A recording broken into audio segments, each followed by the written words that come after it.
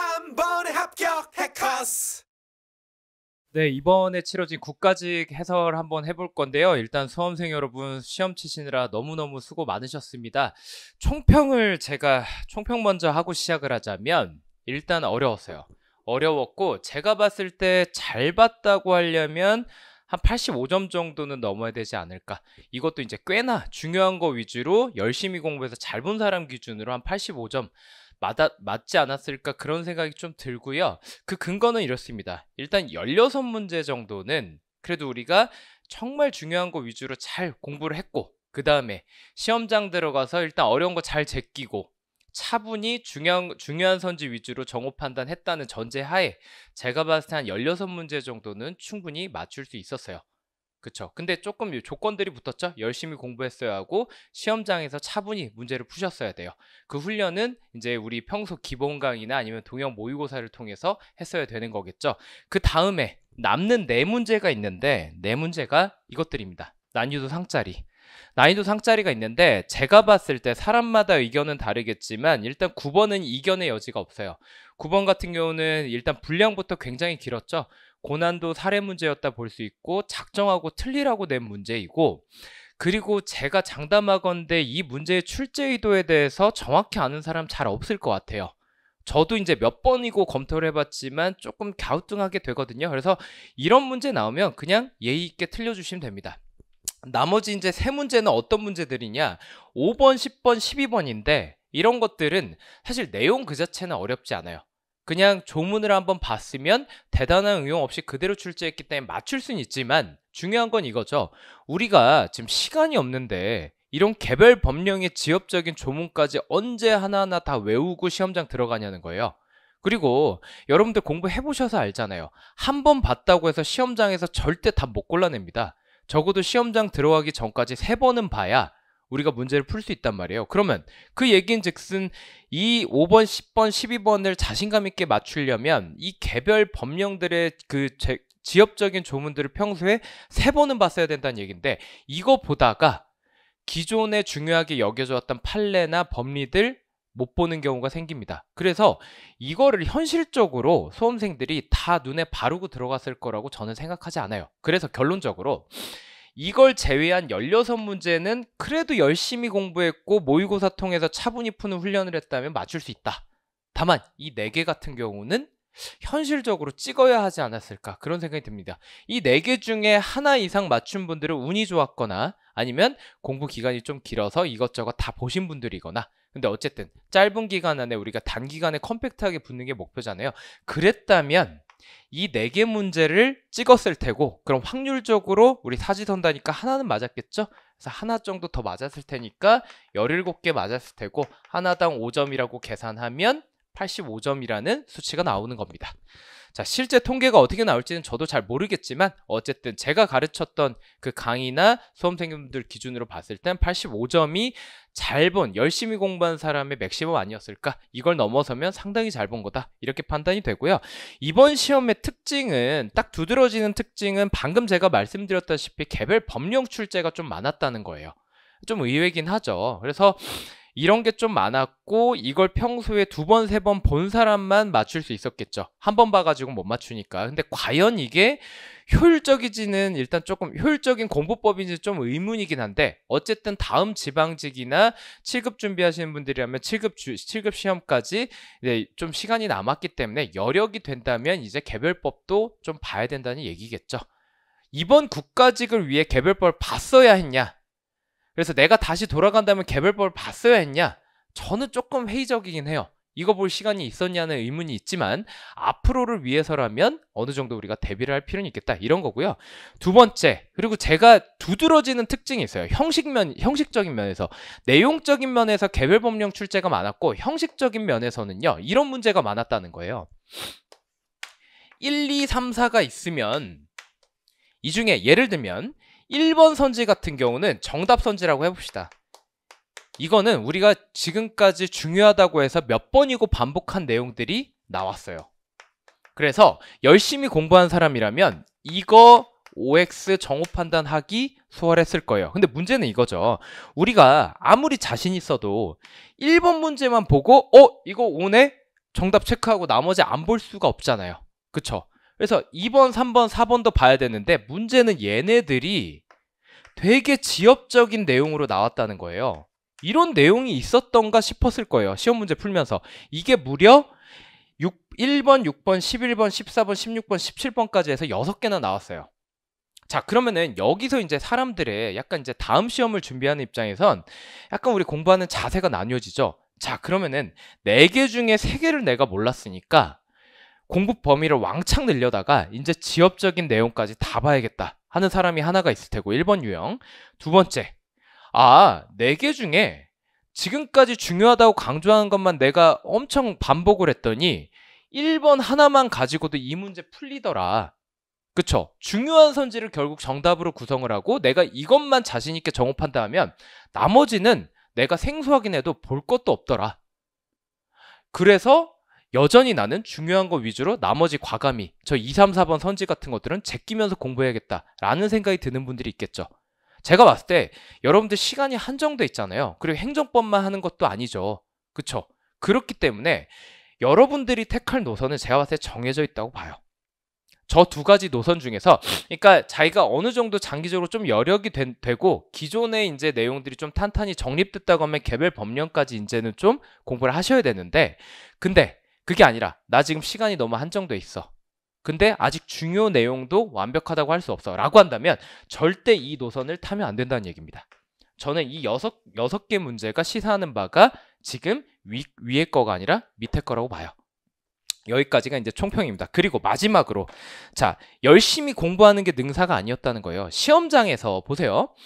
1번에서 20번까지 있는데 문제 9번 허리쯤에 갑자기 제일 어려운 난이도 최상 문제가 나왔어요. 근데 여기서 만약에 멘탈이 휘말려서 와, 나 이거 꼭 풀고 넘어가야 돼 하고 이거 고집했던 분들은 시간 다 말아먹었을 거예요. 이때는 제가 모의고사 강의 때도 항상 강조했지만 일단 넘어가야 돼요. 모르면. 그리고 처음에 한번 풀 때 아직 뇌가 긴장해서 운동할 때도 스트레칭 하기 전이란 말이에요. 몸이 안 풀려서 기억이 안 나. 근데 끝까지 갔다가 다시 돌아오면 뇌가 이제 활성화되어 있기 때문에 어느 정도 실마리가 보일 수도 있단 말이에요. 그래서 일단 넘어가는 훈련 안 돼 있었으면 얘 하나 때문에 굉장히 시간 관리에 애를 먹었을 거다. 이런 거고 얘도 마찬가지죠. 이거 예를 들어 여기선 제가 1번부터 초장부터 답이 있다고 가정했는데 만약에 여기 있었다고 해봅시다. 그러면 1번부터 지엽적인 1, 2, 4번이 지엽적인 선지인데 1번부터 내가 모르는 선지가 나왔을 거 아니에요.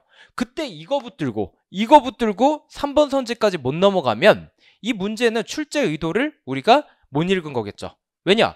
3번만 가지고 빨리 정업한다 해서 정답 골라내라는 얘기인데 우리가 출제위원들이 낚으려고 출제한 1, 2, 4번에 지금 시간을 완전히 잡아먹은 거잖아요. 그러니까 전체적인 구성으로든 간에 개별적인 문제 선지 구성을 보건 간에 모의고사 내지는 실전 시험에서 가장 중요한 건 우리가 모르는 게 나올 수밖에 없다는 걸 일단 염두에 두고 나오면 일단 넘어가는 자세라는 거죠. 넘어갔다가 다시 돌아와서 풀리면 좋은 거고 안 풀리면 나만 모르는 거 아니고 다들 모르니까 이 4개 중에 4개 시원하게 찍어도 16개만 다 맞추면 맞고 4개 찍어서 하나 더 맞추면 85점 충분히 맞는다는 거예요. 여러분들이 이 교훈을 얻으시고 만약에 이번에 조금 미흡한 결과 얻으셨던 분들이 계신다면 다음 6월 지방직 시험에서는 이런 걸 반영해서 좀 더 좋은 결과 있으시길 바라겠습니다.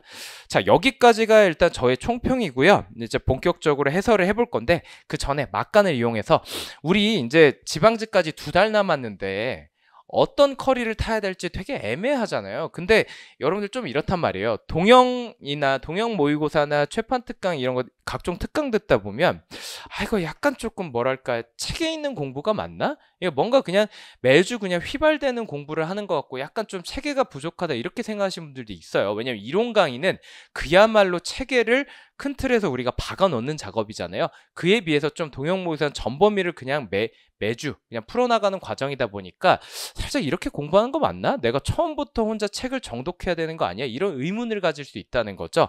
그런 의문이 있으신 분들을 위해 조금 이제 제가 위안을 드리자면 자, 이번에 좀 분석을 해보니까 막판에 제가 3월이었으니까 한 달 정도 4주 정도 동영 모의고사를 진행을 했고 8회차를 최판 특강 딱 3시간짜리 진행을 했단 말이에요.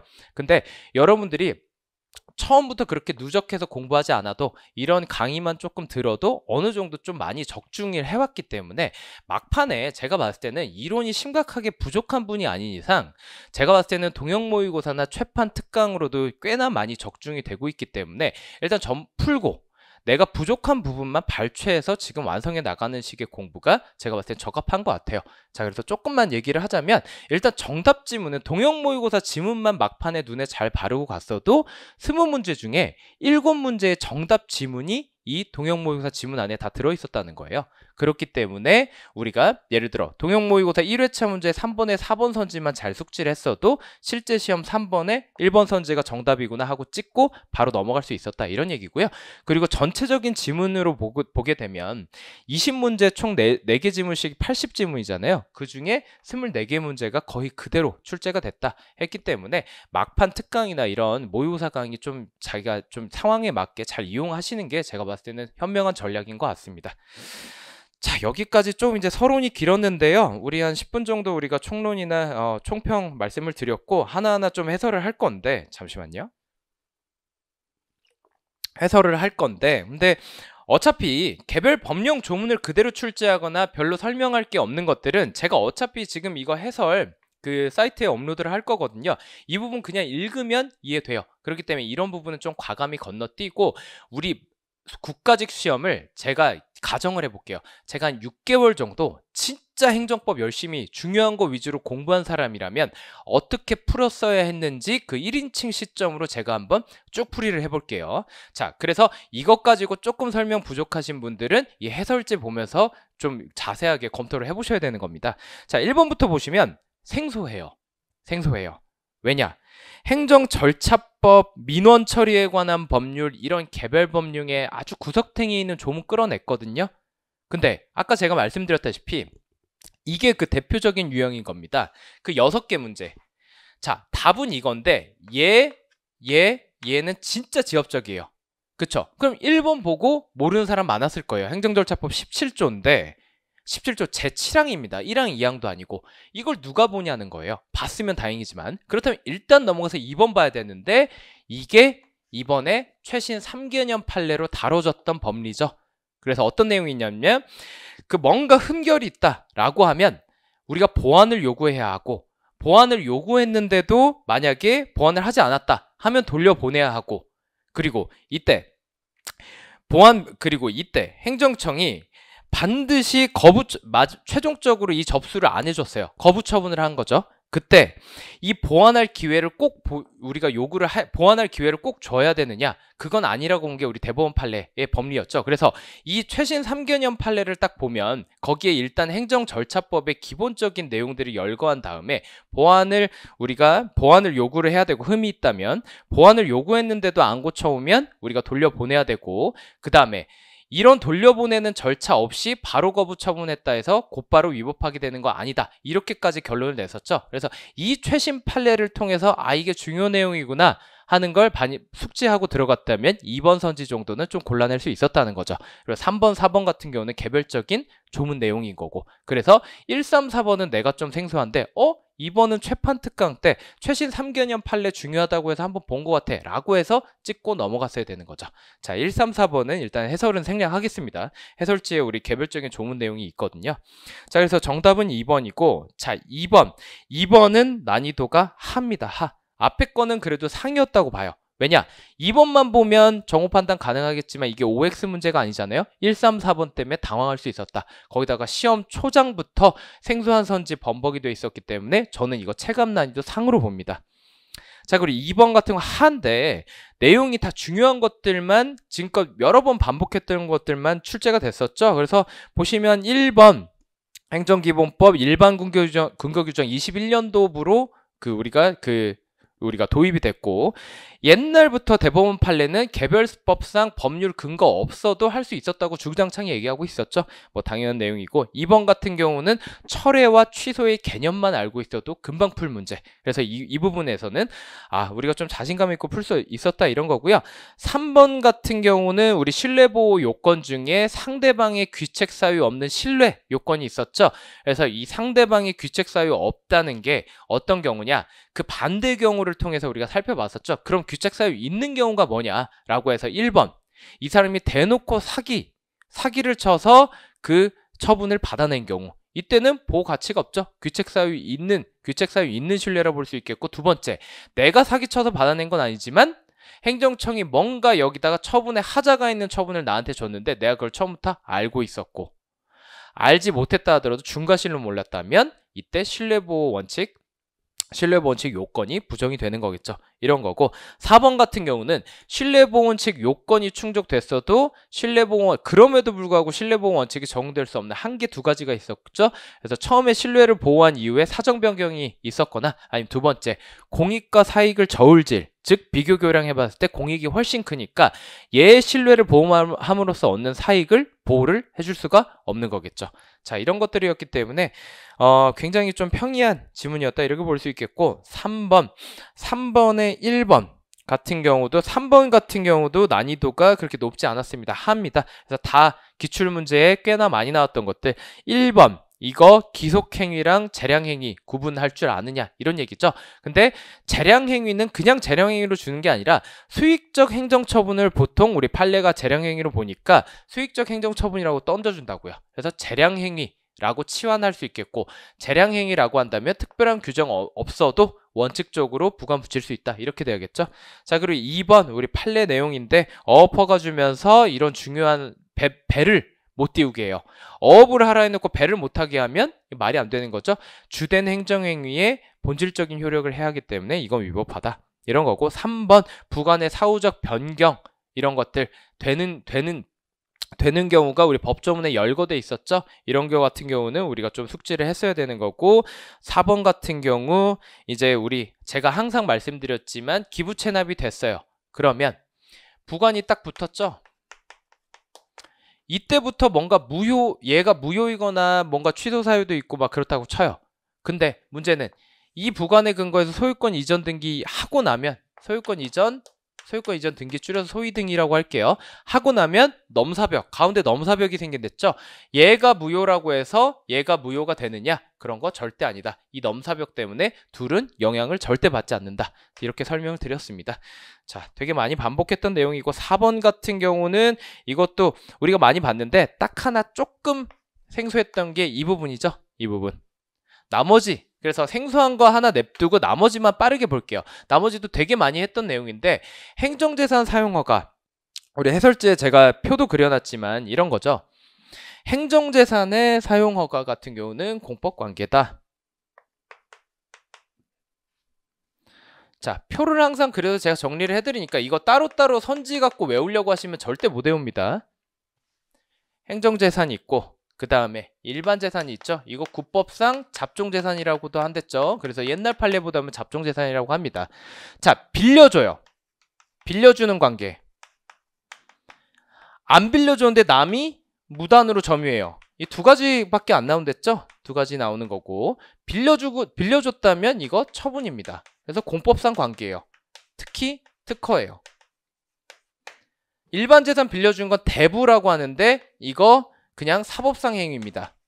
사법상 행위고, 다만 우리가 빌려줬는데 이거 빌려줬으면 임차료를 받아야 되죠. 차임을 받아야 되죠. 대부료를 받아야 되는데 대부료를 구하는 소송은 민사소송이 아니다. 체납 절차에 따라서 우리가 돈 달라고 해야 된다. 이게 특이점이었고, 무단점유라면 둘 구분하지 않고 둘 다 이거 공법관계다.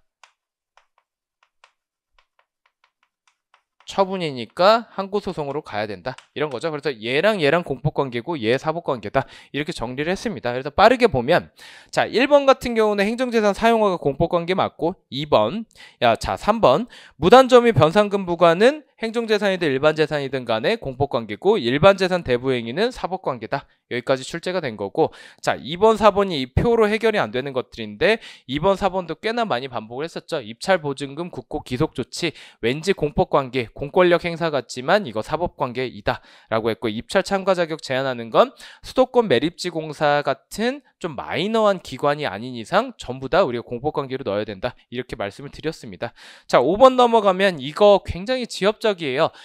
조문을 거의 안 바꾸고 결국 이거 중과실 경과실 장난치는 거에 분과하는데, 이 내용까지 누가 4개까지 다 딸딸 외워가지고 시험장 들어가겠냐는 겁니다. 그래서 어려웠다. 그래서 개별 법령을 이렇게 출제를 해버리면 굳이 응용하지 않아도 우리가 좀 틀릴 수밖에 없다, 이런 내용이고, 이번 시험이야 뭐 솔직히 말해서 이것까지 보는 건 효율적이지 않았다고 보지만 이런 출제 기조가 유지된다는 전제하에 이제 개별 법령을 좀 봐야 될 필요성이 생긴 거죠.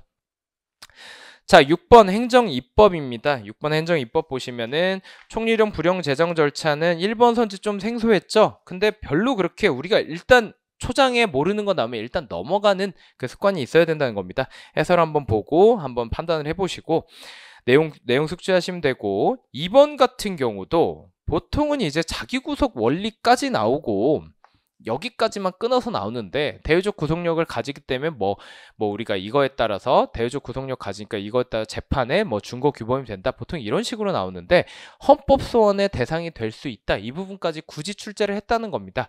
근데 일단 맞는 선지인데 굳이 몰라도 세모 쳐놓고 일단 넘어가는 습관이 있어야 된다는 거예요. 왜냐? 3번에서 기다리고 있거든요. 3번에서 우리가 아는 선지가 기다리고 있기 때문에 1번, 2번 좀 아리송하다 하면 무조건 팍팍 넘어가야 된다는 겁니다. 자, 3번 보시면 항상 강조하는 것들이 있죠. 법규명령에 하자가 있어요. 상위법령에서 밑에다가 뭐 제대로 위임도 안 해줬는데 지 맘대로 밑에 있는 위임명령, 법규명령이 지 맘대로 규정했다고 하면 하자가 있을 경우에 원칙은 하나가 있고 예외가 2개가 있었죠. 그래서 원칙은 시키지도 않았는데 밑에서 함부로 규정했으니까 무효입니다. 근데 처음에는 상위법령에 위임 근거 규정이 없었는데 나중에 생겼어요. 생겼으면 그때부터, 이게 키워드죠, 유효로 전환되는 건 당연한 거고요. 상위법령에 근거가 생겼으니까 소급해서가 아니라 그때부터 유효다. 그리고 우리 선제 출제된 불용 키워드, 처분 요건 지 맘대로 변경해서 규정했다 하면 위에서 시키지도 않았는데 처분 요건 불용해서 맘대로 규정했으니까 원칙은 무효인데, 이때는 우리 판례가 좀 완곡하게 목숨은 살려줄게 라고 하면서 대외적 구속력만 없다고 표현해요. 이게 무슨 얘기냐면 행정규칙 정도의 효력만을 인정을 한다는 거죠. 이때는 아예 원칙적으로는 그냥 아예 죽이려고 했는데 이때는 목숨은 살려주되 천민으로 우리가 앞으로 살아가게 하는 거죠. 신분을 강등시킨다, 이렇게 표현을 말씀을 드렸습니다. 그래서 3번 틀린 얘기고, 자, 4번 같은 경우 보통은 군법무관 군법무관 보수에 관한 행정입법 부자기가 출제되는데 이 사안을 좀 달리해서 이렇게 나왔다는 거예요. 근데 그냥 문제에서 주어진 것만 따라가도 기존 법리랑 다를 건 아무것도 없어요. 무슨 법이래요. 뭐 못 들어봐도 상관없습니다. 어쨌든 법에서 보상해라 어쩌고저쩌고 하면서 대통령령으로 제정하라고 시켰대요. 우리 군법무관 보수사건이랑 똑같죠. 법률에서 대통령령에 이거 제정하라고 시켰는데 안 정해서 지금 행정입법 부자기가 문제가 됐다는 거예요. 그래서 법 이름만 다르지 결국 구조는 똑같잖아요. 그때 우리 군법무관 보수사건 생각해보면 행정입법 부자기는 행정입법 부자기에 대해서 부자기 위법 확인 소송 허용이 안 됐죠. 왜냐? 부자기 위법 확인 소송의 부자기는 입법의 부자기가 아니라 처분의 부자기를 말하거든요. 그래서 이거 안 된다가 포인트였고, 그럼 대체적으로 우리가 어떤 대안이 있느냐 한다면 헌법소원이나 국가배상 청구를 통해 구제받을 수 있었다, 이런 거였죠. 그래서 처분의 부자기이기 때문에 부자기 위법 확인 소송은 안 됐다. 똑같은 논리입니다. 자, 7번의 1번은 이제 빈출 주제죠. 우리 하자 승계 파트에서 우리 자주 다루는 것들. 자, 앞에 이제 개별 공시지가 결정이 났어요. 근데 너무 높게 나온 겁니다. 근데 문제는 뭐죠? 통지를 안 해줘요. 땅 주인한테 통지를 안 해주니까 이게 높게 나왔다면 나중에 세금도 높게 나올 테니까 빨리 다퉈야 되는데 통지를 안 해주니까 몰랐던 겁니다. 그러니까 예측 가능성이 없고 수인 한도 초과했다, 이렇게 봐서 우리가 그 예외적으로 하자의 승계 인정한 케이스겠죠. 아무 언급 없으면 일단 통제 안 됐다고 봐서 이렇게 풀면 되고, 만약에 기출문제에서 다른 판례도 있거든요. 개별 공시지가 결정 나왔는데 통지를 했다고 한다면 예측 가능성이 있고 참을 수 있는 한도 이내에 있겠죠. 그래서 결론을 달리해야 되는데 일단 아무 말 없으면 통제 안 된 케이스로 봐서 푸시면 됩니다. 자, 그리고 2번도 좀 지엽적인 했는데 추가 동의서 제출되었다는 사정만으로 치유 안 된다, 이렇게 알아두시면 되고요. 3번, 자, 하자 승계에서 이 논의의 전제를 아예 몽땅 파괴하는 파괴하는 조건이 있죠. 그게 뭐냐면 선행행위에 무효인 사유가 있을 때. 중대 명백하됐으니까 이거 무효겠죠. 앞에 거가 무효면 묻지도 따지도 않고 뒤에 것도 그냥 무효인 거고 하자승계 되는 겁니다. 자, 그리고 4번 세액산출 근거 납세 고지서를 딱 받았는데 도대체가 이 세금 어떻게 산출된 건지 근거가 안 써 있어서 이게 맞는지 안 맞는지 검증을 못 한다 이거예요. 그럼 이거 형식적인 하자 맞겠죠? 형식적 하자 맞는데 형식적 절차적 하자라면 우리가 하자 치유가 가능하긴 하지만 원칙적으로 안 된다 하면서 예외적으로 웬만하면 가능하게 해주는데 다만 몇 가지 조건들이 있죠. 그쵸? 조건들이 있는데 보시면 이 사례에서는 보세요. 전심 절차에서 이를 주장하지 않았대요. 상대방이. 그럼 이미 전심 절차 거친 거죠. 근데 지금 그 상황에서 하자치유 주장하는 거죠. 그럼 이러면 뭐에 걸려요? 하자치유는 불복 쟁송 제기 전까지 이루어져야 되잖아요. 근데 이미 전심 절차 거쳐왔으니까 이미 늦었다고도 볼 수 있고, 그리고 원칙적으로 이런 하자가 있으면 이 하자는 어떻게 치유돼야 됩니까? 근거가 안 써 있대요. 그럼 나중에라도 근거를 써서 줘야 되죠. 근데 지금 나중에라도 근거를 써서 준 게 아니라 여러 가지 간접적인 정황을 통해 우회적으로 뭐 치유됐다 안 됐다 이런 얘기하고 있죠. 그러니까 치유 시도가 직접적인 치유 시도가 없었다고 볼 수도 있죠. 그래서 이 판례를 평소에 좀 암기를 했어야 되는 겁니다.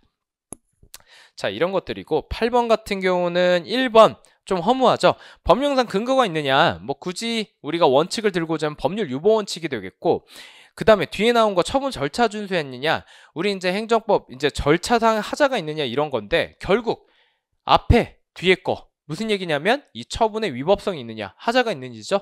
그런 건 소송 요건이 아니라 본안심사 단계에서 다퉈야겠죠. 자, 2번 같은 경우는 되게 많이 봤었죠. 뭐 우리가 명단 처분 명단 공표의 처분성이 있느냐 없느냐, 일반화할 수는 없지만 우리가 병역 기피자 명단 공표만큼은 우리가 처분성으로 본 사례가 있다 이렇게 많이 우리가 강조를 했었고, 3번 같은 경우는 일단 보세요. 이거 판례 몰랐다고 해도 우리가 배운 이론으로 한번 풀어봅시다. 우리가 배운 이론이 뭐였냐면, 자, 통보래요. 그럼 이거 통지 행위죠. 통지는 원칙 처분성 없고 예외적으로 있죠. 근데 시험에 주로 뭐 나온댔죠? 예외가 나오죠. 항상 원칙은 누구나 알고 있으니까. 그래서 우리가 알고 있는 것들은 보통 예외에 해당되는 판례라는 거예요. 근데 이 판례 내가 만약에 몰랐어요 라고 하면 어떻게 봐야 되죠? 내가 아는 몇 개 예외에 지금 해당이 안 된다 이거예요. 그럼 원칙으로 돌아가야겠죠. 그렇죠? 통지 원칙적으로 처분성 없으니까 일단 처분성 없다고 찍는 게 맞겠죠. 이렇게 이가 없으면 잇몸으로라도 풀란 얘기입니다. 그렇기 때문에 우리가 기본 강의에서 이론을 그렇게 열심히 배우는 거예요. 판례가 한도 끝도 없어요. 진짜 많기 때문에 내가 다 외울 수 없고 외워도 까먹는단 말이에요. 그럼 그때 어떻게 우리가 풀이를 할 것이냐, 이걸 우리가 기본적인 수학으로 치면 공식을 이해하기 위해서, 공식을 암기하기 위해서 우리가 이론을 배우는 거란 말이죠. 자, 그리고 4번 이거 제가 최신 판례 특강에서 이 문구가 최근 3년 동안 엄청 많이 반복되고 있다라고 하면서 동형 모의고사 때도 출제했던 지문인 거죠.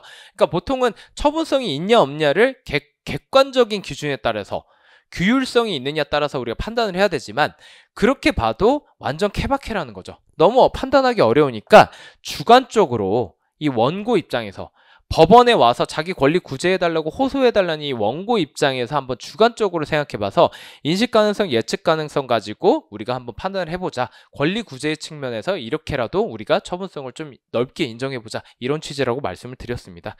자, 9번이 이제 빌런 문제였는데 이게 굉장히 난감하죠. 자, 물 한 모금 마시고 제가 한번 풀이를 해볼게요.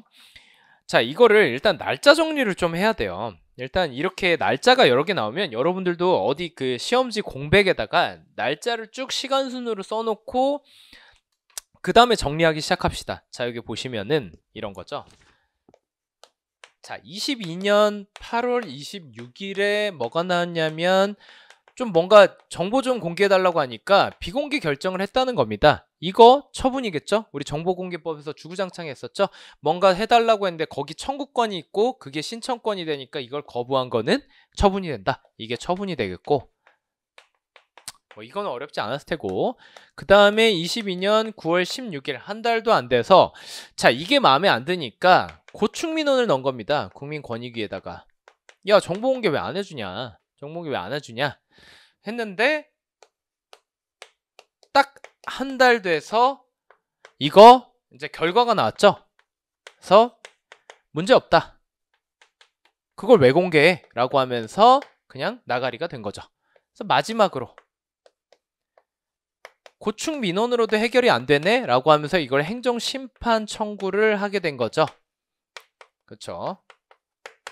자, 이렇게 분류를 해놓고 여기서의 가장 큰 쟁점은 이제 니은 디귿번 성지였는데 이 행정심판이 청구기간 내에 들어와 있느냐, 지금 이게 궁금했다는 거잖아요. 이걸 지금 출제자가 물어보고 있잖아요. 그럼 둘 중에 하나겠죠. 뭔가 이 결과가 나왔다는 거잖아요. 이때로부터 만약에 우리가 기간을 계산을 하면 이거 3달 이내죠. 90일 이내죠. 그쵸? 딱 그냥 우리가 직관적으로만 봐도, 그림으로만 정리해도 얘를 기준으로 보면 일단 거리가 엄청 멀죠. 자, 그래서 우리가 그냥 정확한 내용은 모르겠지만 그냥 보기만 해도 왠지 얘를 기준으로 그 청구기간을 계산하면 왠지 청구기간 도과한 것 같고, 얘를 기준으로 하면 청구기간 내에 들어와 있을 것 같다. 그래서 뭘 기준으로 해야 되느냐, 이걸 묻는 문제라는 감이 조금 오실 수도 있어요. 하지만 이 문제는 애초에 틀리라고 냈기 때문에 이 감이 없었어도 상관없습니다. 자, 이렇게 정리를 좀 해놓고 하나하나 볼게요. 자, 선지 하나하나 보면 옳은 것을 고르라고 했는데 기억번. 자, 기억번부터 개인정보보호법상 열람청구 보장되어 있더라도 정보 받을 수 없다 이렇게 돼 있는데, 자, 이게 딱 들어맞는 판례는 없어요. 근데 제가 봤을 때는요, 이 기억번은 그냥 출제자가 우리 상식의 기초에서 한번 풀어봐라 이런 취지가 아니었을까 싶어요. 사안을 보면 어때요? 일단 우리 법 내용이나 뭐 이런 거 모른다고 합시다. 일단 판례는 있지도 않고 개인정보보호법 지엽적이니까 몰랐다고 쳐요. 근데 우리가 상식적으로 생각해보면 이 사안이 이런 거잖아요. 보시면 나를 공익신고자, 공익을 위해서 이 병이란 사람이 나를 신고했대요. 근데 이놈이 길길이 날뛰면서 얘 신상 뭐냐? 이 자식 지금 뭐하는 놈이냐? 뭐라고 신고했냐? 이걸 지금 정보공개 청구한 사안이잖아요. 그럼 상식적으로 얘가 뭔가 잘못해서 얘가 신고를 했는데 공익신고자 신원을 밝혀주는 게 맞습니까? 그리고 얘가 뭐라고 신고했는지 다 까발리면 누가 공익신고를 해요? 그쵸? 이런 거는 법에 따라서 우리가 정보공개를 해줄 수가 없단 말이에요. 더군다나 무슨 법에 근거해서 지금 청구를 해요? 개인정보보호법을 운운하고 있는데 개인의 정보를 보호하는 법 가지고 공익신고자의 신상을 까발린다? 어떤 보복성 범죄를 당할지 모르는데 이 사람 신상을 까버린다? 이게 상식적으로 말이 안 되는 거죠. 제가 봤을 때는 이 정도 판단이 가능할 거라 생각하고 이거 별로 어려운 선지라 생각을 안 한 것 같아요. 근데 문제는 딱 들어맞는 판례가 없다 보니까 우리한테 생소하죠. 그리고 굳이 꼽자면 개인정보보호법 제4조, 이 개인정보관에서 정보 주체가 내 개인정보 달라고 할 수 있는 정보는 자신의 권리에 한정이 되거든요. 이런 세부적인 지문을 알아야 우리가 마음 놓고 자신 있게 풀잖아요. 그렇기 때문에 뭔가 이가 없으면 잇몸으로 풀어야 되니까 아니 무슨 공익신고자 정보를 함부로 공개해 이렇게 생각해서 풀면 그만이긴 했지만 그래도 여전히 찜찜한 선지였다 이렇게 볼 수 있겠습니다. 자, 이런 거고, 자, 그리고 제가 지금 리을번을 기억이랑 같이 똑같이 지금 내용을 넣어놨는데 이게 아닙니다. 제가 제가 여기서 조금 삑사리가 났는데 보시면은, 자, 리을번 같은 경우는 먼저 좀 해치우고 오자면 학술 연구를 위하여 일시적으로 체류하는 외국인 병이 정보공개 청구권이 있냐 지금 이 얘기잖아요. 근데 자, 우리 정보공개법 같은 경우는 일단 청구권자를 모든 국민으로 상정을 하고 있죠. 그 다음에 모든 국민이라면 당연히 자국민이겠죠. 대한민국 국민이게 되겠고, 대한민국 국적 갖고 있으면 웬만하면 정보공개 청구권 인정해주자는 주의다 이렇게 설명을 드렸었죠. 그리고 외국인도 되긴 되는데 그렇다고 해서 외국인도 함부로 우리나라 공공기관 정보 다 얻어가면 안 되잖아요. 그래서 제약을 둔다고 했었죠. 그래서 아예 우리나라 길게 체류하고 있거나 잠깐이라도 학술 연구를 위해 체류하고 있었다라고 한다면 이런 외국인들은 우리가 정보공개 청구권 인정을 한다 이런 내용입니다. 그래서 이런 부분도 살짝 지엽적이긴 했지만 일단은 뭐 여기까지 공부하는 사람이 있다고 하면 리을번까지는 기억은 상식으로 풀고 리을번은 우리가 아는 내용으로 풀 수 있었다. 최대한 양보, 100보 양보해서 설명을 드리자면 그 정도로 우리가 출제자의 의도를 우리가 좀 가늠해 볼 수 있겠다 이겁니다. 문제는 니은번, 디귿번인데요. 자, 일단 배경 설명을 좀 드리자면 행정기본법이 2023년 3월부터 시행이 됐어요. 23일인가 24일부터 시행이 됐단 말이에요. 중요한 건 시행되고 나서 우리 국가직 시험이 직후에 치러졌죠. 그리고 이 행정기본법이라는 건 우리 행정법계의 일대 변혁이라고 일컬어질 만큼 정말 중요한 법이었단 말이에요. 그럼 이게 시험 직전에 시행이 됐고 2년 전부터 우리가 효력이 공포가 돼가지고 2년 뒤에 우리 이 법 시행할 거니까 니네 준비 단단히 해도 하고 난리를 쳤어요. 호들갑을 떨고 난리를 쳤다면 당연히 이번 시험에는 행정기본법이 시행됨을 전제로 출제를 하는 게 맞지 않겠습니까? 그렇게 해서 모두들 대비를 했을 거예요. 근데 문제는 뭐예요? 이 문제가 지금 가정하는 시점을 보면 22년도잖아요. 하나같이. 그쵸? 이쪽으로 와서 보시면 22년도 다 23년도 3월 이전이기 때문에 행정기본법이 아직 적용이 안 될 때를 가정을 하는 거예요. 이것부터가 지금 말이 되냐는 거죠. 이게 과연 이번 행정기본법 가지고 난리를 학자들이건 입법자들이건 난리를 친 덕분에 우리 수험생들은 행정기본법 내용을 기준으로 지금 공부를 다 해놨는데 적용이 안 되는 걸로 이렇게 날짜 가지고 장난을 치면 이게 과연 합리적인 출제인가 하는 의문이 들 수밖에 없죠. 근데 어쨌든 이렇게 출제가 됐으니까 출제가 된 그 전제 하에서 풀이를 해보자면 이런 거죠. 중간에 이게 이의 신청이든 뭐든 간에 뭔진 모르겠어요. 일단 모른다고 가정합시다. 뭔진 모르겠지만 어쨌든 이거 행정심판도 아니고 이의 신청도 아니고 라고 해본다면 이게 이의 신청인지도 아닌지도 모르겠어요. 일단 행정심판이 아니라는 거 우리가 알겠죠. 이런 종류의 특별행정심판은 본 적이 없잖아요. 그래서 행정심판은 아니고 이의 신청인지 아닌지는 모르겠지만 행정기본법이 적용 안 되던 시대에는 작년까지는 이의 신청을 설령 거쳤다 하더라도 무조건 기산점은 처분시였어요. 이때로부터 90일 내에 심판 청구를 했어야 됐어요. 그쵸? 그렇게 보면 지금 이거 8월 26일이고 이때 가면 12월 27일이죠. 지금 4달이 지났기 때문에 이건 청구기간 도과한 거죠. 그쵸? 이렇게 봐야 돼요. 그쵸? 그리고 만약에 행정기본법이 적용됐다고 해봅시다. 반대로 일단 결론은 청구기간 도과한 게 맞는데 적용됐다고 해봅시다. 적용이 돼요. 적용됐다고 하면 우리 행정기본법에 뭔 내용이 있냐면 처분이 있고 나서 내가 이의 신청을 적법하게 거치고 왔어요. 그러면 이의 신청 결과를 통지받은 날로부터 90일 내에만 행정심판이나 행정소송법 제기하면 되거든요. 그 청구 기간의 특례가 우리가 규정돼 있단 말이에요. 그러면은 처분이 이때 있고 만약에 고충 민원이 뭔진 모르겠어요. 아직 이의 신청인지 아닌지는 모르겠는데 이게 이의 신청이라고 해봅시다. 라고 한다면 결과를 통지받은 날 대충 이때로부터 90일 내에 청구를 하면 청구기간 준수한 게 되겠죠. 근데 지금 보면 10월 16일이고 12월 27일이니까 90일 이내겠죠. 그러면 청구기간 준수한 게 되겠죠. 그쵸? 그래서 원래는 행정기본법을 충실히 공부한 사람이라면 이게 이의 신청에 관한 청구기간 특례가 적용이 됐으니까 고충 민원이 이의 신청인지는 아닌지는 모르겠어. 하지만 왠지 출제 의도를 생각하면 얘가 기산점이 아니라 얘가 기산점이라는 거구나 해서 눈치를 까고 90일 이내다 해서 청구기간 준수했다 이렇게 찍었을 거예요. 근데 문제는 행정기본법이 적용이 안 되니까 지금 결론이 정반대라고요. 지금 이렇게 돼요. 그렇기 때문에 이 출제가 과연 합리적인가 하는 의문은 들죠. 근데 아마 지금은 행정기본법 시행 직후니까 이렇게 냈을 수도 있는데 앞으로는 행정기본법이 전면적으로 적용이 되잖아요. 그렇다고 한다면 이제는 행정기본법이 적용됨을 기초로 이런 문제들을 내겠죠. 이게 아니라 이겁니다. 이걸 지적하는 문제들이 이제는 나오지 않을까 생각이 들고요. 그리고 이 문제가 골 때리는 게 또 하나 있는데 디귿번 선지 보면 국민권익위원회에 대한 고충민원 제기는 이의 신청에 해당하느냐 안 하느냐 이거 정호 판단하라고 돼 있잖아요. 그쵸? 그래서 제가 아까 주구장창 강조한 게 이게 이의 신청이라면 인지 아닌지는 모르겠다 이렇게 설명을 드렸잖아요.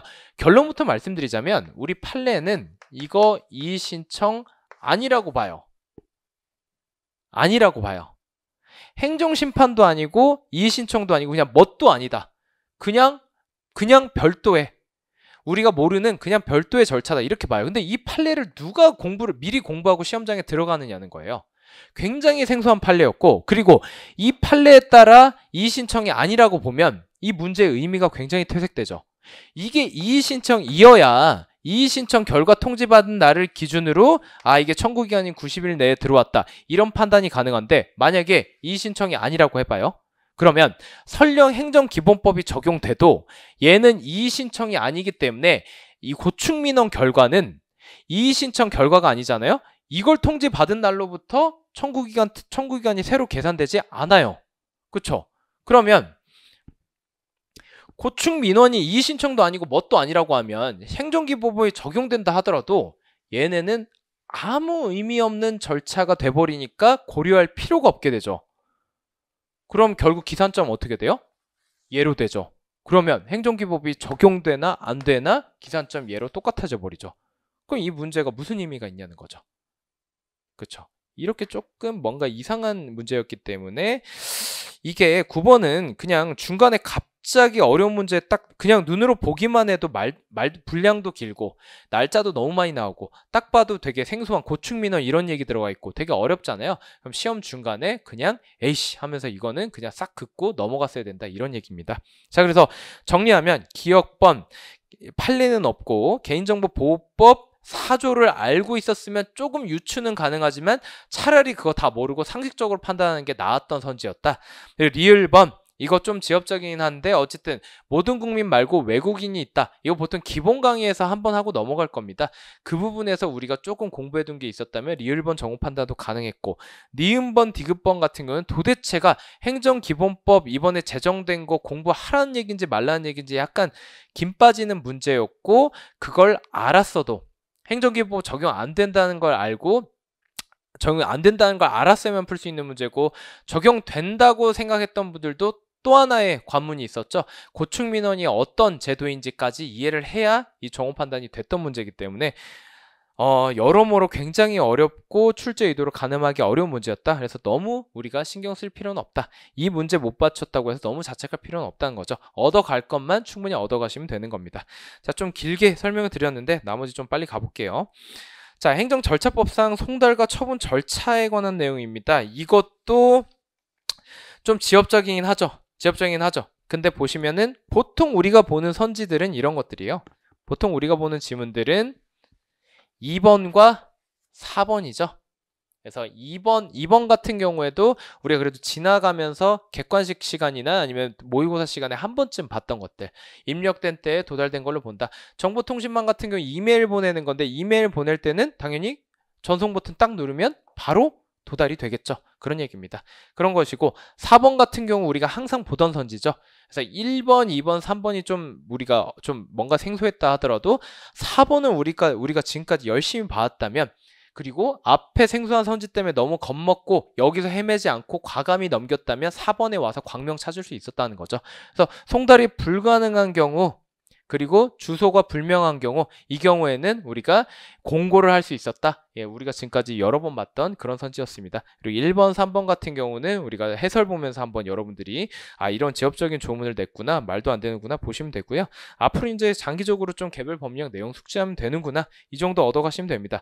11번도 마찬가지입니다. 질서 위반 행위 규제법을 따로 공부를 하시면 너무 좋은데 과태료의 일반 법리 외에 질서위반행위법 개별 조문을 하나하나 알고 있는 게 제가 봤을 땐 효율적인 공부인지는 모르겠어요.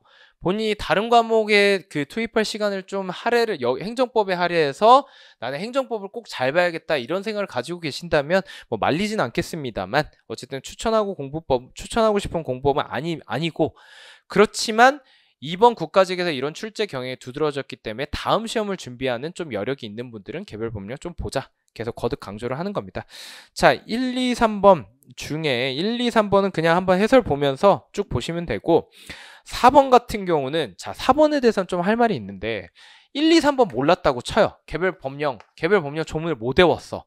근데 4번 같은 경우는 굳이 조문까지 안 가더라도 우리 행정상의 의무이행 확보수단 할 때, 행정벌 얘기할 때 과태료의 기본 개념으로서 이거는 몇 번씩 강조될 수밖에 없거든요. 항상 어떻게 설명하냐면 행정벌이라는 게 두 가지가 있다. 행정 형벌이 있고 질서벌이 있다. 위에 거의 대표 주자는 범칙금이고 이거 과태료다, 질서벌은. 근데 얘네는 특징이 행정법규를 위반해서 이런 제재가 나온 거지만 그 뒤에 이어지는 절차는 절대 항고소송이 아니다. 일단 1번 공통점. 2번 범칙금 과태료 두드려 맞았는데 내가 불만이 있어요. 그럼 항고소송으로 못 다툰다면서요. 뭘로 다퉈? 라고 했을 땐 이런 거죠. 얘 안 내고 버팅겨요. 그냥 이의제기해. 얘 안 내고 버팅겨요. 이의제기해. 그러면 얘네 실효되고 정식 재판 절차로 넘어간다. 얘는 형사소송, 얘는 과태료 재판. 그래서 원점에서부터 다시 때릴지 말지 법원에서 검토한다. 이렇게 말씀을 드렸었죠. 자, 이 기본적인 개념만 알고 있으면 이 문제는 정호 판단이 된다는 거예요.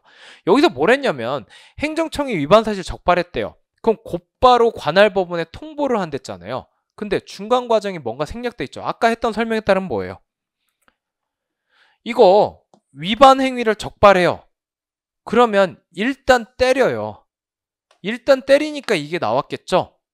근데 항고소송으로 못 다투고 뭔가 불만이 있는데 항고소송으로 못 다투니까 이의제기를 해서 얘네를 실효시키겠죠.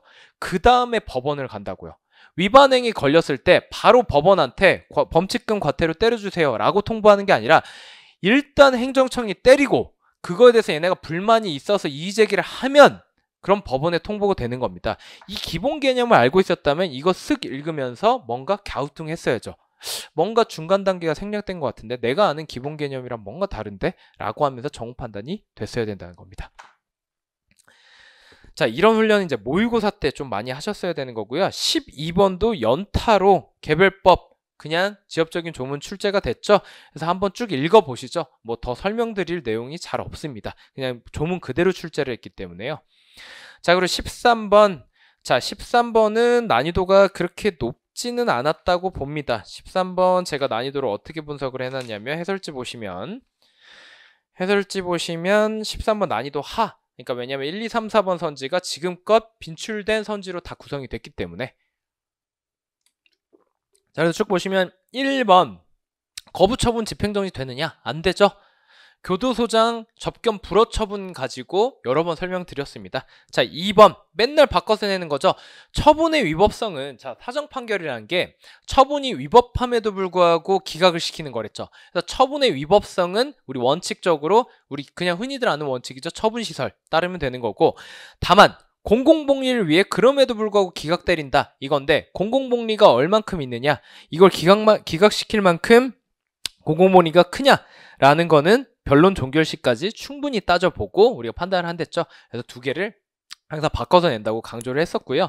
3번 같은 경우는 집행정지가 항상 요건이 적극적인 게 있고 소극적인 게 있죠. 그래서 항상 이렇게 나눠서 보셔야 되고 이렇게 하는 이유는 얘는 신청인 이제 이 소송의 원고가 되겠죠. 신청인 입증 책임, 소극적 요건은 행정청인 입증 책임. 이거 평소에 많이 강조했던 거고 동형 모의고사에도 여러 번 나왔습니다.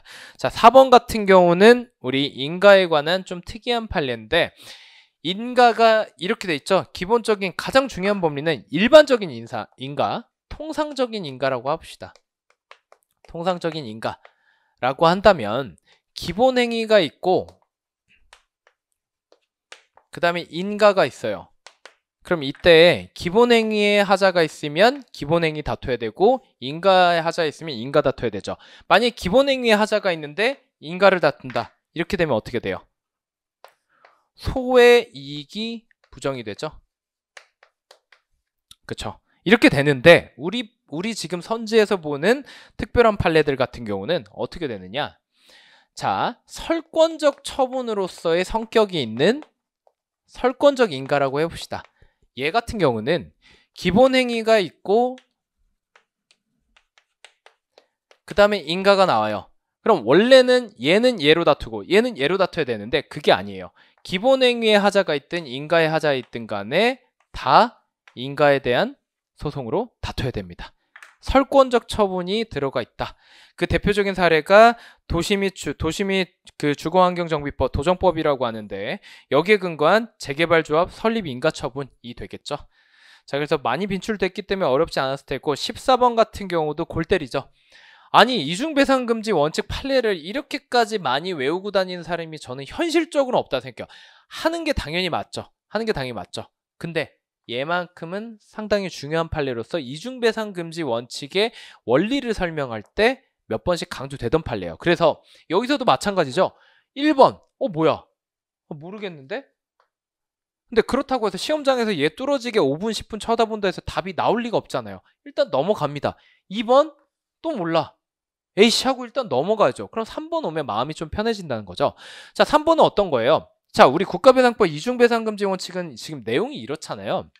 내용이 어떠냐면 어차피 지금 국가배상을 해주려고 보니까 이미 너 다른 법령에 따른 보상이 예정돼 있다는 거예요. 아니면 이미 받았거나. 이미 받았으면 당연히 중복이니까 받으면 안 되고, 이미 받았으면. 그리고 어떤 경우에도 받을 것이 예정돼 있어요. 예정돼 있는 경우에도 어차피 얘 받음으로써 끝나니까 그래 그때도 얘 주지 말란 얘기예요. 그리고 이 판례, 이 3번 선지 한술 더 떠서 뭐예요? 자, 이렇게 얘기해 놓으면 배상받는 입장에서 무슨 생각이 들어요? 이게 보통 쥐꼬리만 하고 이게 좀 크댔죠. 그쵸? 근데 이걸 받고 싶은데 이거를 받아버리면 받거나 받을 예정인 점이 알려져 버리면 얘를 못 받는다면서요. 이중배상 금지 때문에. 그래서 이 3번 선지에서 어떻게 했느냐면 재빨리 일단 이거 숨기고 이거 청구를 한 거예요. 그럼 이거 먼저 이렇게 받겠죠. 받아. 그 다음에 어떻게 해요? 얘를 그 뒤에 받아버리면 중복으로 받은 거 지금 들통나잖아. 그러니까 얘는 이제 안 받겠다고 한 거지. 왜? 아니 나 이미 국가배상 받았다. 노 땡큐다. 라고 하면 얘 입장에서 너무 해피하겠죠. 더 큰 거를 자기가 딱 받았으니까. 그쵸? 근데 판례는 이것조차 안 된다는 거예요. 법이 지금 뭐라고 돼 있냐면 얘가 어차피 보상을 해줄 테니까 국가배상을 하지 못하도록 돼 있잖아요. 그래서 설령 이걸 받았다 하더라도 얘를 안 받는 게 아니라 받은 걸 이미 토해내요. 받은 걸 토해내. 그 다음에 얘 다시 받으라는 거예요. 그래서 이 법의 취지는 뭐예요? 이 판례의 전반적인 태도는 뭐예요? 무조건 얘 받을 수 있으면 얘 받고 얘는 절대 받지 마라. 이런 취지잖아요. 지금 이런 얘기죠. 자, 그래서 3번 선지 보시면 공상 입은 군인이 국가배상법에 따라 빨리 받아버렸대요. 왜냐? 다른 법에 따라서 여기 보시면은 보훈급여금 받아버리면 쥐꼬리만한 거 받은 것 때문에 이 국가배상법이 못 들어오잖아. 국가배상금이. 그러니까 받아버리고 보훈급여금의 지급은 거부를 한 거죠. 왜냐? 얘 큰 거 받고 그냥 난 끝내고 싶으니까. 근데 우리 판례가 어떻다고요? 무조건 너는 얘 받고 끝내야 되니까 이미 받은 게 있어? 넌 그거 어차피 그거 돌려주면 되는 거고 이거 거부할 수 없다. 이거 빨리 그냥 받고 끝내라. 지금 이런 태도라는 거죠.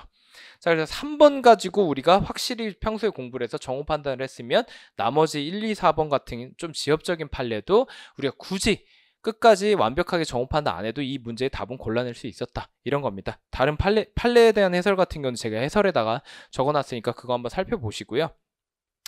자, 15번 넘어갑니다. 15번 같은 경우는 이제 사례형 문제로 나와서 뭔가 덜컥 겁을 먹을 수 있지만 난이도 자체는 그렇게 높지 않았어요. 하나하나 뜯어보면 우리가 평소 공부하던 선에서 다 해결이 되거든요. 그래서 결국 이겁니다. 지방의회는요, 원칙적으로 행정청이 아니죠. 얘네가 하는 건 처분이 아니에요. 왜냐? 얘네가 하는 것들은 어차피 제가 맨날 이렇게 사람으로 비유를 하는데 얘네는 그냥 심장이거든요. 심장에서 뭔가 두근두근하는 감정 느꼈다고 해서 밖으로 바로 표출되는 게 아니죠.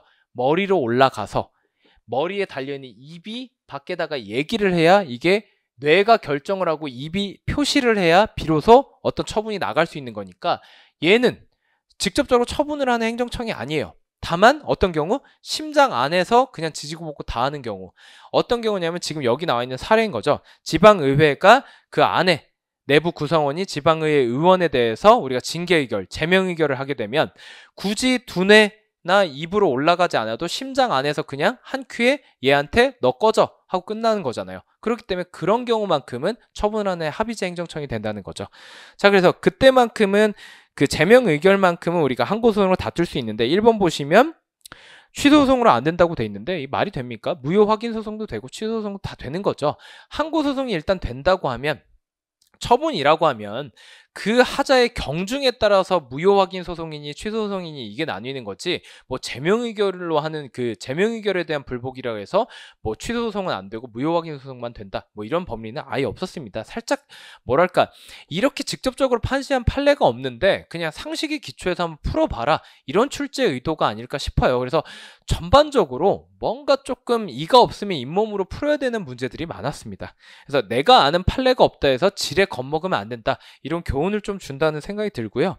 자, 2번 같은 경우는 사무총장이 아니죠. 보통은 우리가 독임제 행정청, 어떤 법무부문 장관, 서울시면 서울시장 뭐 이런 식으로 그 기관의 기관장을 우리가 피고로 삼지만 합의제 행정청 같은 경우에는 그 기관 그 자체가 피고가 된다, 이런 거고.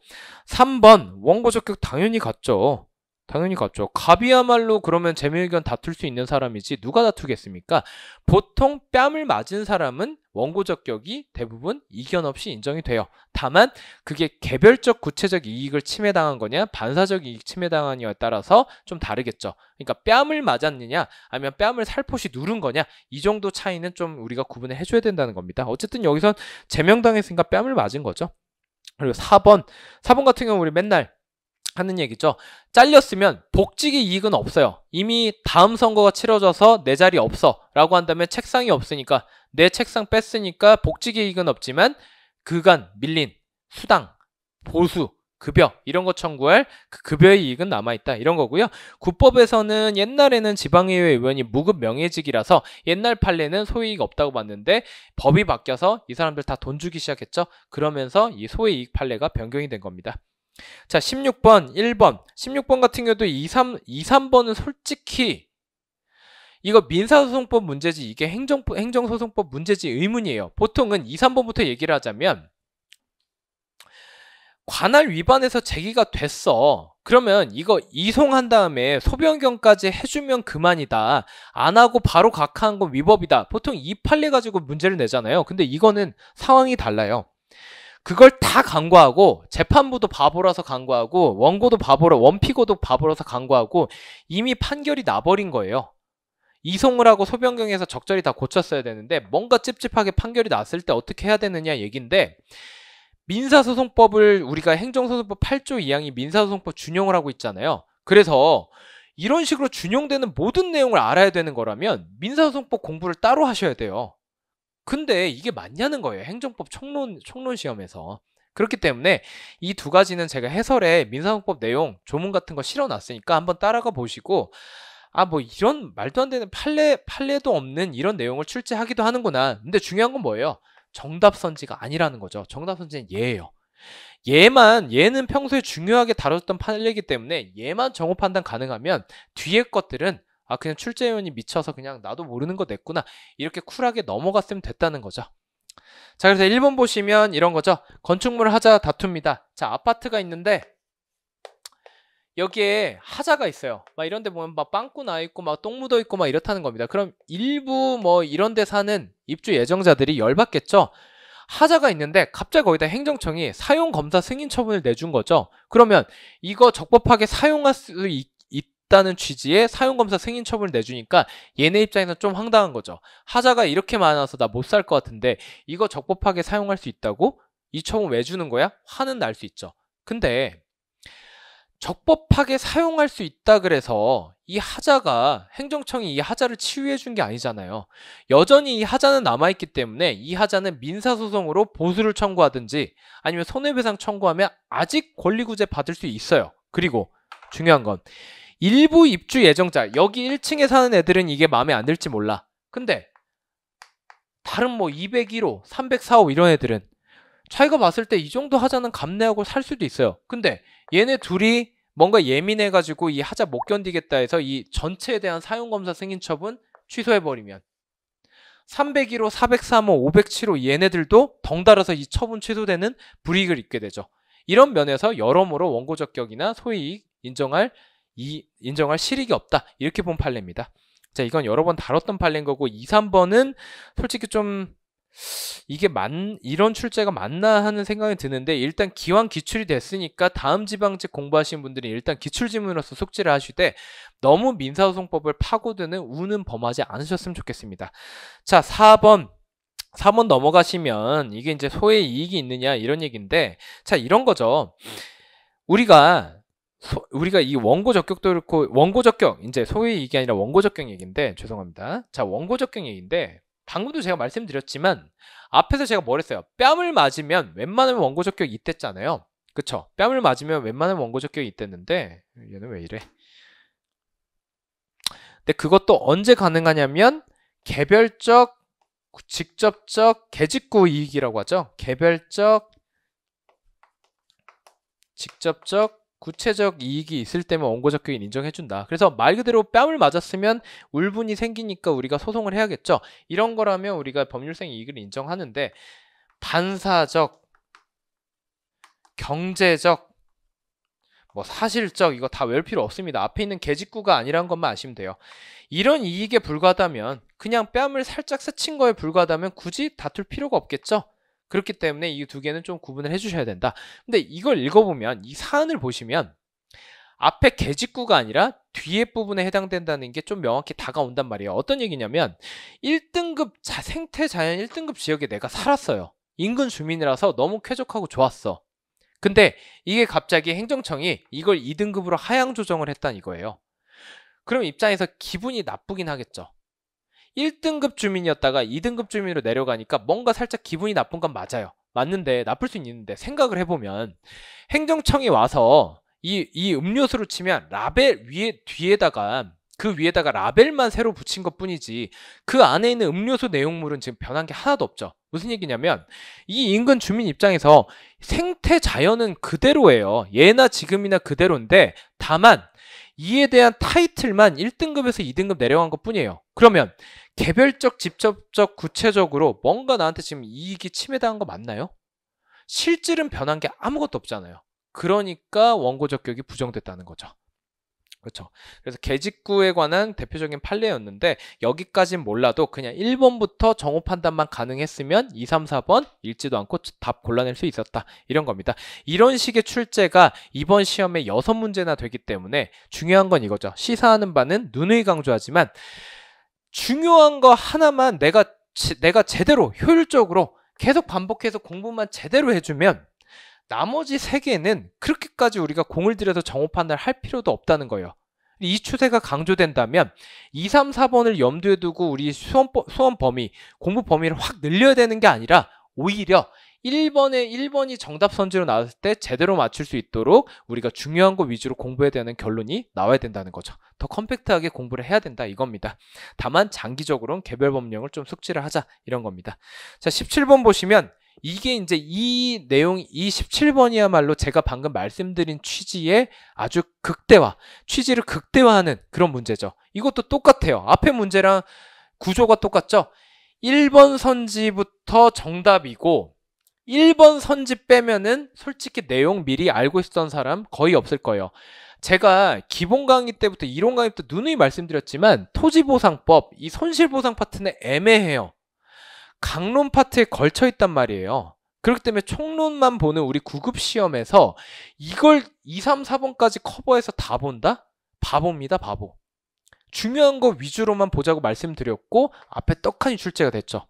그렇기 때문에 2, 3, 4번 내가 몰라도 1번만 이 중요한 거 반복적으로 보기만 했어도 뭐야 1번 답이잖아 하고 2, 3, 4번 대충 봐도 됐다는 거예요. 협의 취득에 대한 분쟁은 사법상 법률 관계니까 민사소송으로 다투어야 되죠. 그쵸? 여기서 파생되는 쟁점도 많았죠. 만약에 이 협의 취득 과정에서 그러면 우리 공인중개사 가서 우리 부동산 가서 계약서 쓰듯이 서로 토지 소유자랑 사업 시행자랑 계약서 쓰겠죠. 거기에 철거 의무를 규정을 했어요. 그 철거 의무는 뭐죠? 사법상 법률 관계에서 파생된 사법상 의무죠. 그럼 이 철거 나중에 안 했다 해서 대집행을 할 수가 없댔죠. 왜? 대집행은 공법상 의무에 대해서만 적용되니까 여기까지가 우리가 학습을 주구장창 했다고요. 그래서 1번만 골라내면 2, 3, 4번 이런 말도 안 되는 지엽적인 선지들 안 봐도 이 문제 맞출 수 있었다고요. 이게 이번 시험의 대표적인 출제 경향이에요. 그래서 수험 범위를 2, 3, 4번 보면서 지레 겁먹고 늘리는 게 아니라 1번을 확실히 맞출 수 있도록 중요한 부분을 더 반복해서 중요한 부분 위주로 나머지 과감히 덜어내야 된다. 이런 그 시사점을 우리가 얻어가셔야 된다는 겁니다. 자, 18번에 1번 매번 얘기했었죠. 이게 문제되는 이유는 뭐예요? 과태료도 돈이고 이 형사처벌도 보통 벌금 나오겠죠. 벌금도 돈이고 또 뭐 있어요? 이행 강제금도 돈이고 과징금도 돈이고. 아니 행위는 하나 있는데 집에 이거 내고 돌아와 보면 이 고지서 또 와 있고 집에 내고 돌아오면 이행강제 또 와 있고 과징금 또 와 있고. 아니 돈 내는데 왜 자꾸 내라 그래? 이중처벌 금지 아니야? 일사부재리 원칙 위반 아니야? 이런 생각이 들겠지만 아니라고요.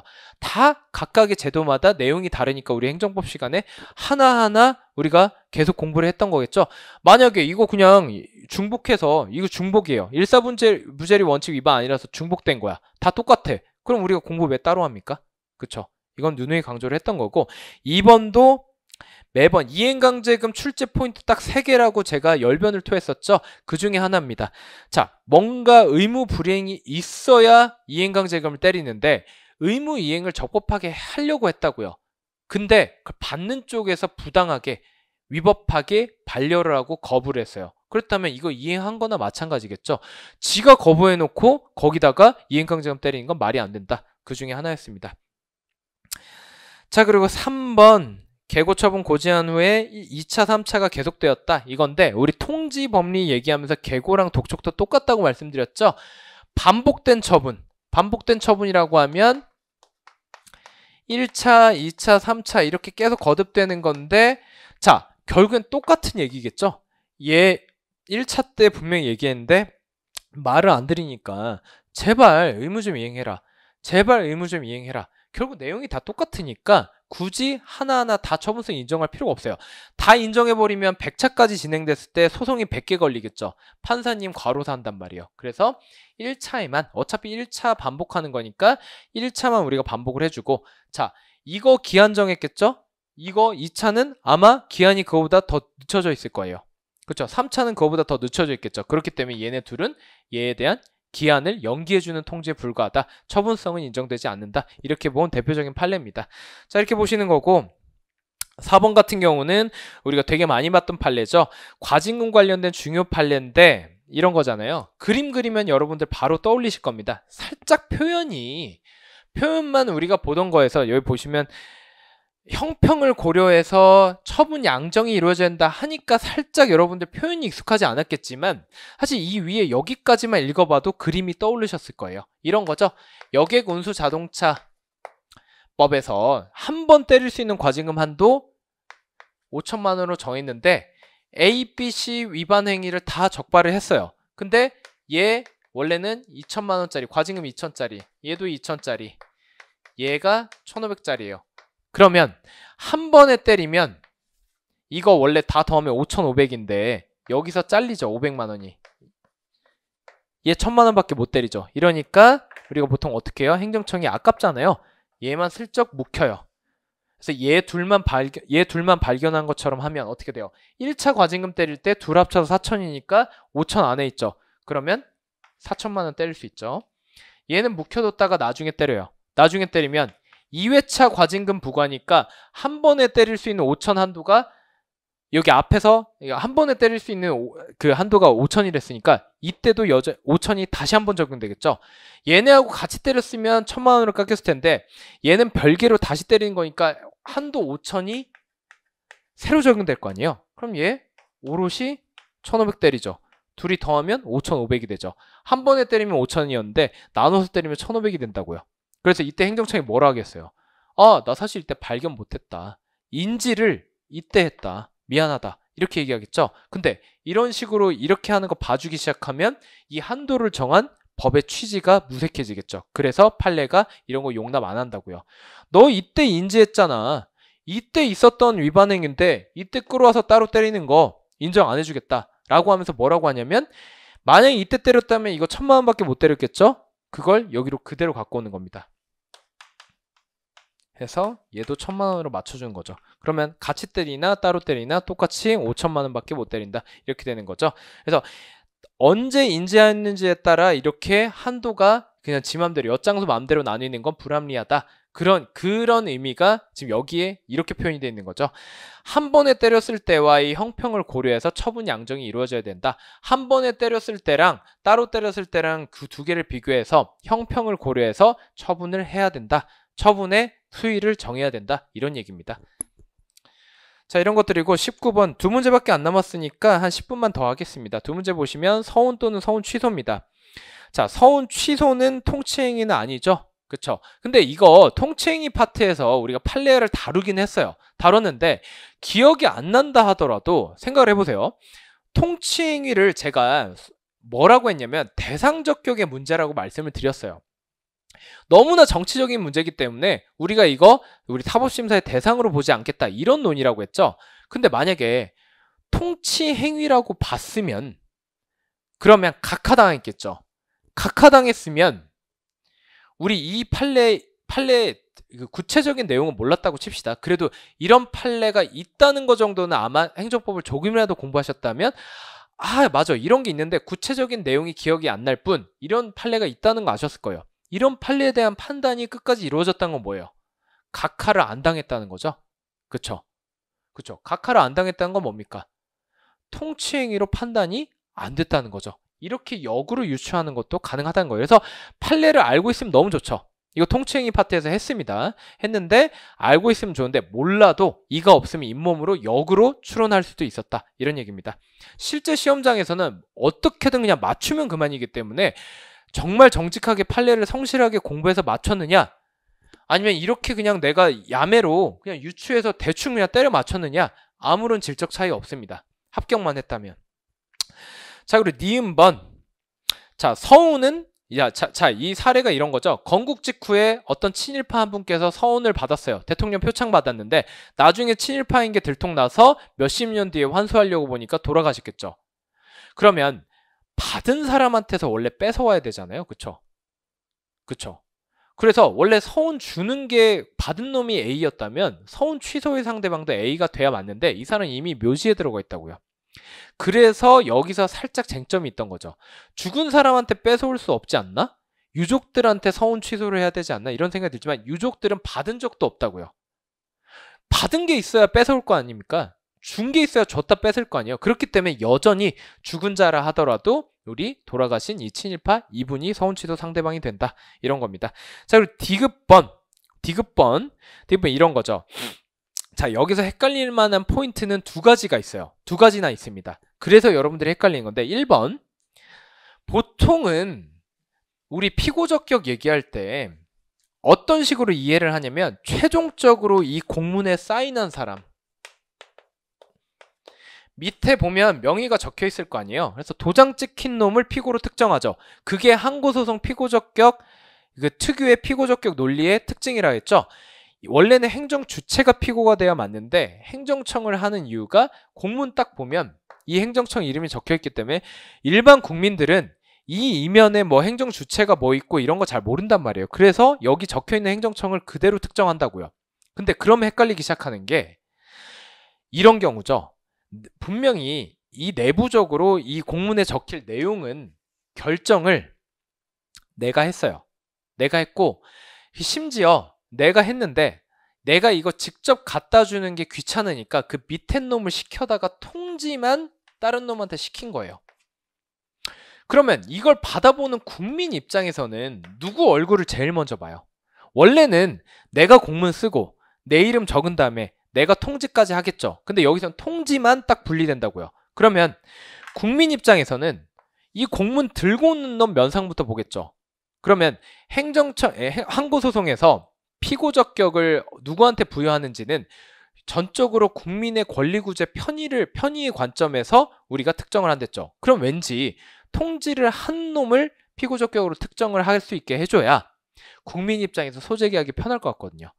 왜냐? 택배로 치면 택배를 갖다 주는 아저씨하고 나하고 만나니까 이 사람 멱살 잡고 법원 가는 게 제일 편하잖아요. 왠지 그래야 될 것 같지만 중요한 건 뭐예요?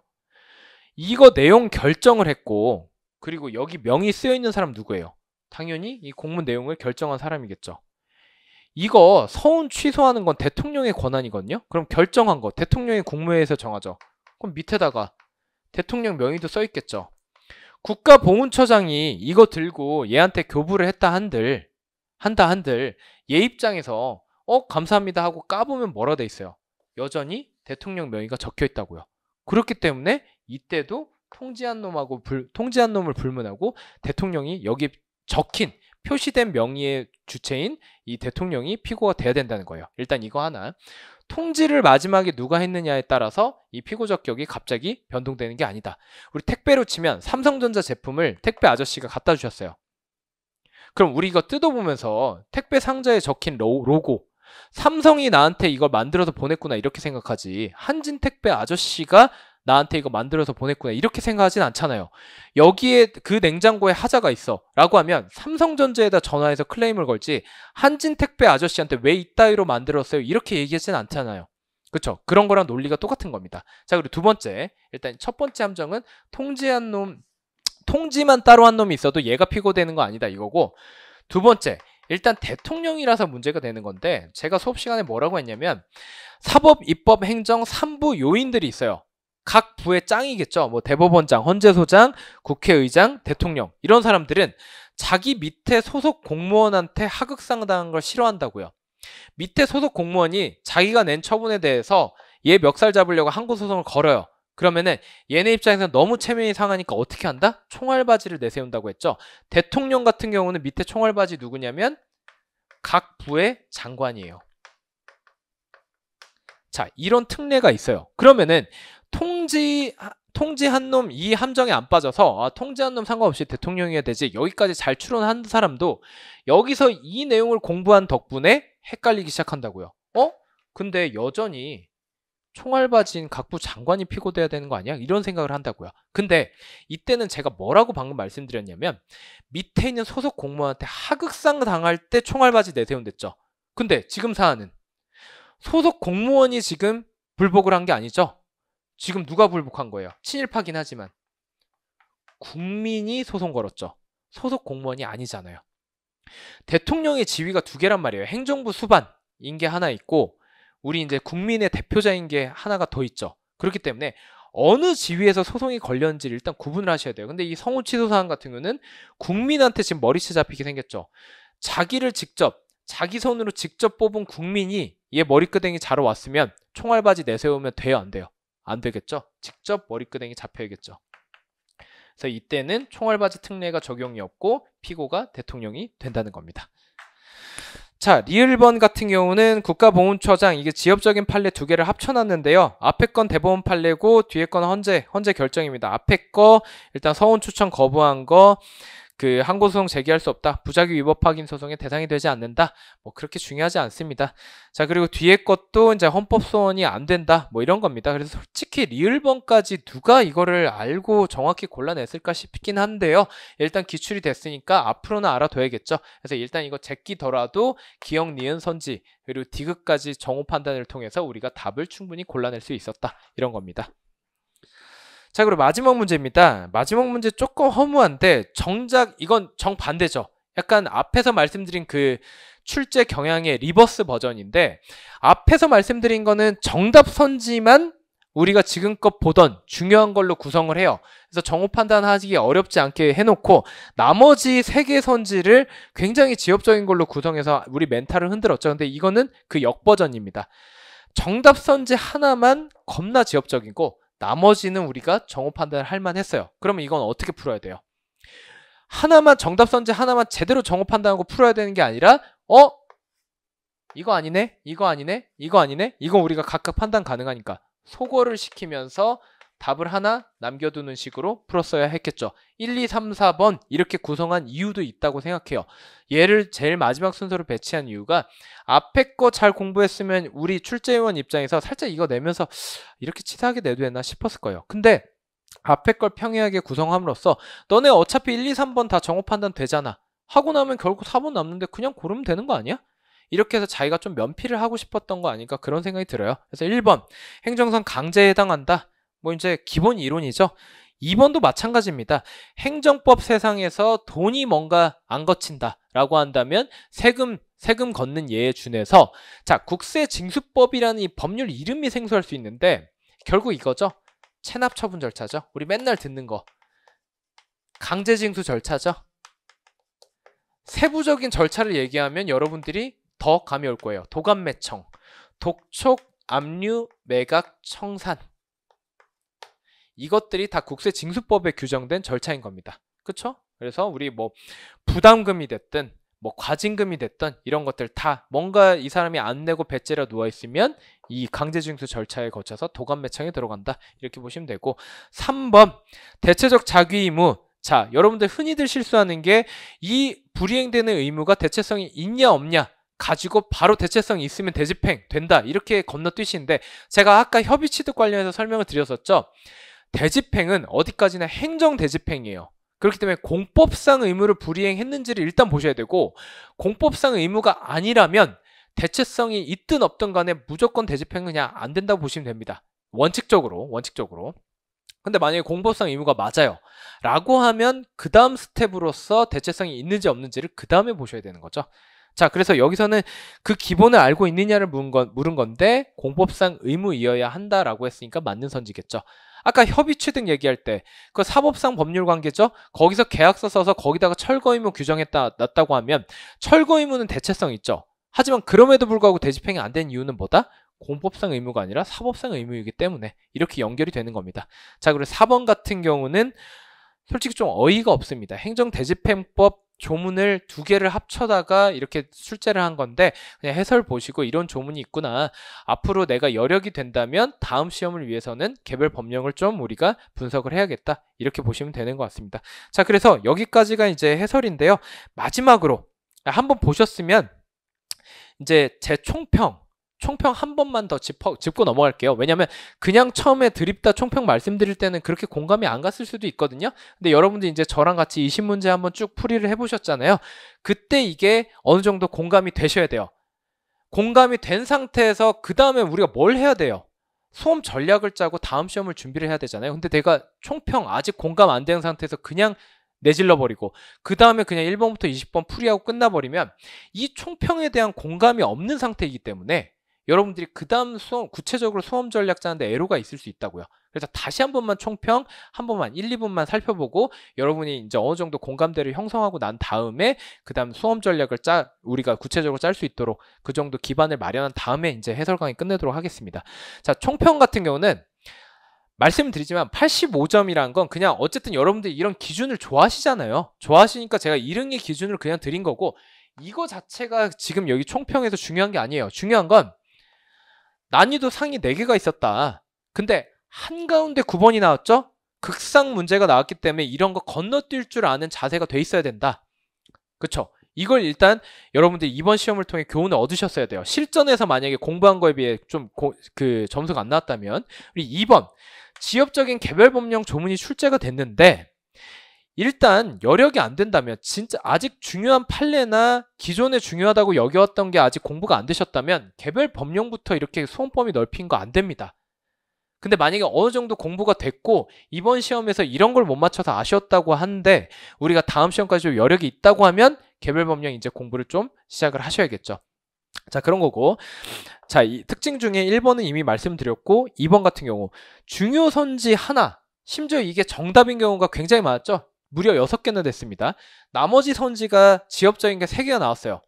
그쵸? 그럼 지엽적인 거 과감히 건너뛰고 얘 하나만 확실하게 정오 판단해서 답 골라낼 수 있으면 된다. 이번 출제 기조가 유지가 된다면 지금 이런 자신감을 갖고 공부를 해야겠기 때문에 여기에 꽂혀가지고 수험 범위를 늘린다? 이거 안 된다는 겁니다. 이거에 우리가 주안점을 들고 중요한 거 위주로만 공부하면 호랑이굴에 들어가도 정신만 바짝 차리면 얘 정오 판단하고 정답 골라낼 수 있구나. 이렇게 교훈을 얻으셔야 된다는 겁니다.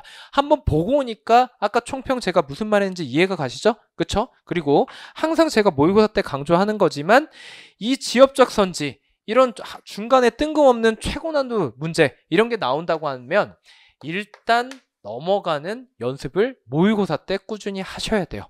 그쵸? 그래서 정리하면 자, 지방직 대비로 뭔가 수험 전략을 짜고 싶다. 자, 내가 과연 이 중요 선지를 다 맞췄는지 한번 보세요. 여기서 하나라도 놓쳤다면 아직 중요한 내용에 대한 공부가 덜 된 거예요. 그렇기 때문에 개별 법령이나 이 지역적인 선지까지 수험 범위 넓히지 마세요. 근데 내가 이 내용은 알아. 다만 멘탈이 좀 흔들려서 못 맞췄을 뿐이야. 지금 보니까 다 내가 아는 얘기야. 나 어느 정도 공부가 됐어. 그리고 내가 이번 시험 보고 나니까 실력에 비해 실전 시험에서 이런 노하우가 없어서 좀 못 본 것 같아 라고 하신다면 일단 중요 선지는 공부가 다 되신 거니까 양적으로는 내용 면에서는 이런 개별 법령이나 이런 지역적인 선지까지 이제 조금 조심스럽게 넓혀주셔도 돼요. 그리고 동형 모의고사 때는 뭐 어떤 훈련을 해야 되느냐? 모르면 일단 넘어가고 차분히 다시 돌아와서 푸는 연습. 내가 모르는 게 무조건 나올 수밖에 없다는 그 예상하에 일단 차분히 내가 멘탈 관리한 연습 이런 걸 해나가셔야 된다는 겁니다. 그래서 각자의 상황에 맞게 여러분들 차분히 준비하시면 이번 시험에 설령 아쉬운 결과가 있었다 하더라도 다음 시험에서 훨씬 더 좋은 결과 거둘 수 있을 거라 믿어 의심치 않습니다. 자, 오늘 좀 한 호흡으로 한 90분 가까이 좀 길게 했는데요. 해설 강의 여기까지 하도록 하겠습니다. 자, 집중해서 들어주셔서 감사합니다.